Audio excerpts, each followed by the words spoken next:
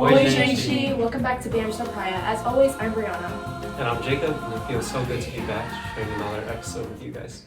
Once again, we are joined with our co-host and marine expert, Anna. Hi everyone, super excited to be back, and I'm really eager to dive into this important topic that we have today.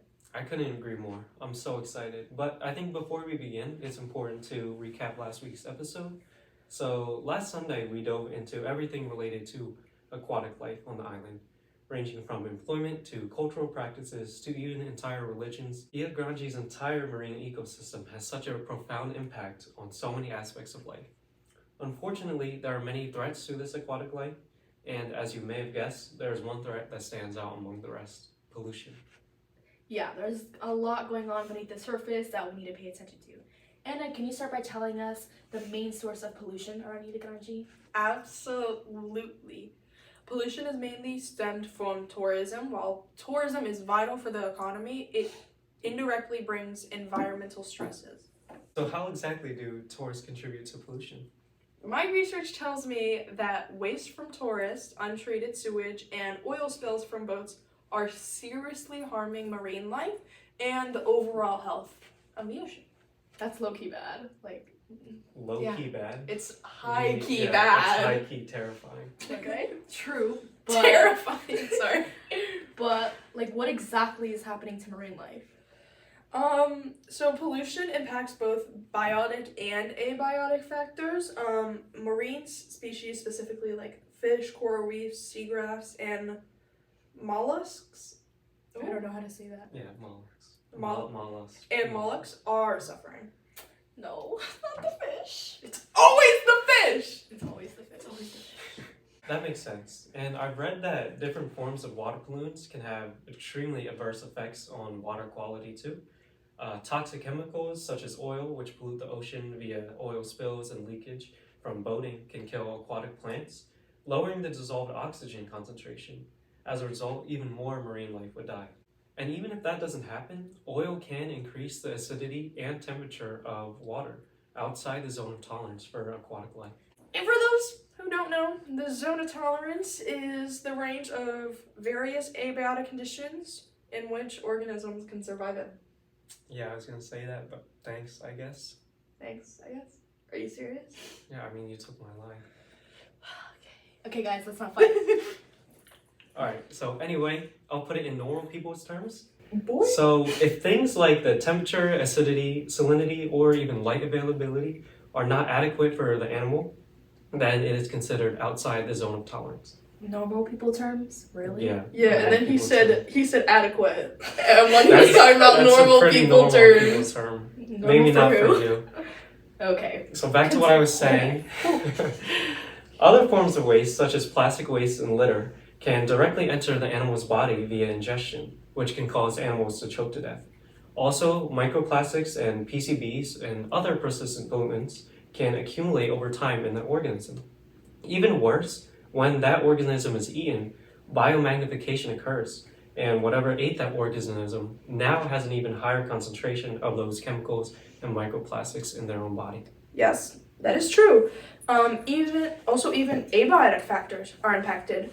Of course, the water is the most impacted as dissolved oxygen decreases, pH decreases, and temperatures rise, and contamination levels increase due to the pollution. But even beyond this, the beautiful shores and beaches of Ilha Grande can also be impacted, especially with the accumulation of trash and litter. Yeah, sadly, these are problems that are common around the island. It's really sad, actually. It kind of makes me want to cry. Them tourists. Especially in areas with Like large... Oh boy. Guys, come on. Alright. Especially in areas with large populations. As a result of the various pollutants, there has been a higher number of deaths of many species, coral bleaching, and several degraded water quality. That has even caused some waterborne illnesses. Yeah, and if these problems continue, it is likely that we would see a huge collapse of fish populations, many struggling fisheries, decreased mariculture, increased diseases, and a loss of tourism. Ultimately, not only would the environment be damaged, but so would the social and economic factors of Ilha Grande. Anna, could you tell us how specific human activities could pose a threat to the quality of life? Of course I could. Oh god. As we have mentioned, tourism is a large contributor to the pollution on the island, but there is more to this. Many Brazilian cities, including the ones around Ilha Grande, discharge untreated or improperly treated sewage directly into the ocean. On top of that, factories and mining activities near Septivia and Ilha Grande Bays release toxic waste into the water system. So although these big companies and industries are making money, they are doing it all in the expense of Ilha Grande's water. While this may not be a big deal to them, it can be life-threatening to the locals. The polluted waters can cause fish populations to plummet, making it extremely difficult for artisanal fishers to make money. Similarly, poor conditions will deter tourists, which can put tour guides out of business. Yuck. Yeah. Yuck. Guys, I don't know. I wouldn't mind less tourists. Like, if less people like you showed up, then Are you maybe serious? that'd be fine. But yeah, so as a resident of Ilha Grande, this problem really hits close to home. When I first moved here at a young age and grew up on the island as a kid, all I could think about was how beautiful the place was. The beaches were pristine, the water was crystal clear, and there was no trash anywhere to be seen. But over the years, I've noticed that has changed. And last month, when I was helping a tour guide manage his snorkeling excursion, I saw plastic bottles and plastic bags floating around in the water. But what broke my heart was seeing the poor turtle get caught in a plastic ring. Luckily, we were there and we were able to cut it free, but it made me start to imagine how many other turtles and other animals have been in that same position, and they were just not as fortunate to have people around like me that could help them. And while it is definitely not as bad as it is in the US or other places in the world, I have seen Ilha Grande take a turn for the worse, and I fear that it will continue to do so unless something is done about it. Sadly, when I last visited, my experience was very similar. One moment, guys. However, it made me start to brainstorm some solutions, and I think I came up with one that could work. In my opinion, immensely help solve the pollution problem are proper, modern wastewater and sewage treatment plants. Also, simply promoting ecotourism and implementing waste management education programs can reduce the pollution. I couldn't agree more, actually. Although it seems pretty simple, I think that it would greatly help, especially since we wouldn't want tourists to stop visiting completely. Unless they're you, then that'd be fine. Can we But just stop at the strays, the bro? second best Stop thing- at the strays. Would be to mitigate the severity of the pollution and waste. Honestly, I don't know if Ilha Grande has any type of sewage treatment plants currently, leading to untreated wastewater being discharged into oceans and rivers. But if the government were to invest in the right type of treatment plants, a large amount of water pollution would be removed. Do you think this could be done in a sustainable way? Actually, if done properly, I think that the solution could be extremely sustainable. From an environmental standpoint, there are almost no drawbacks, which is really good considering there should be a lot of drawbacks. Yeah. Besides the fact that building the plants would use resources and take up land. But in the long run, the environmental benefits such as cleaner water and the recovery of marine ecosystems are much more important. Economically, while this process would require high amounts of spending for implementation and maintenance, it might also increase tourism since the quality of the island improves. You're not too happy about that, are you? No, I mean, not really. I don't want more tourists or more Annas or... Oh my gosh, Wow. you want me to like... Oh my gosh. Okay, I'm gonna push you over that wave next time so you don't have to trip yourself. what? You remember when you tripped over that wave trying to do the 7 jumps? Remember Yeah, I when don't you hit forget. a car on the way?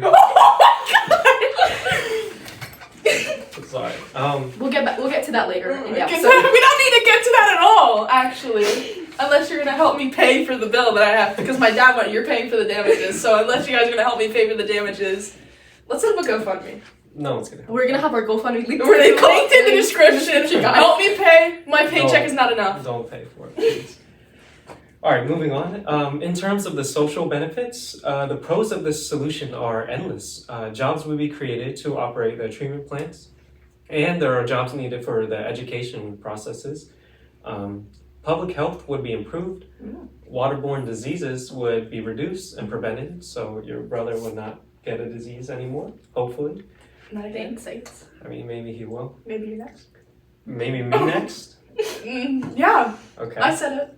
All right. Anyways, and the overall quality of life would increase. The only possible social downside to this would be increased property values if the island gains more tourists and residents. The increased property values suck for us, considering we will have to pay so much more money in rent, but anything to keep the island sustainable is okay with us. Yeah. I mean, Anna, you won't have to pay rent, but... I think you're just complaining because it's less money for shopping. Oh!